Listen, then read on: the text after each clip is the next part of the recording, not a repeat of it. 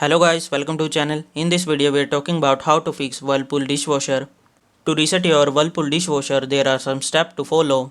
First of all you have to cancel the current cycle. For that you have to open the dishwasher door to pause the current cycle.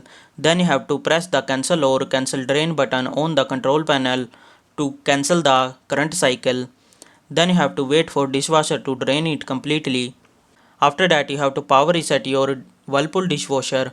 For that you have to turn off the dishwasher by pressing off button or unplugging the unit from the power outlet. Then you have to leave the dishwasher off for about 1 to 2 minutes and then you have to plug the dishwasher back in or turn the power back on. After that you have to start a new cycle. For that you have to close the dishwasher door and select a new wash cycle and press the start button to begin. After resetting, hopefully your Whirlpool dishwasher will be working fine. Hopefully this video help you to reset your Whirlpool dishwasher. Thanks for watching.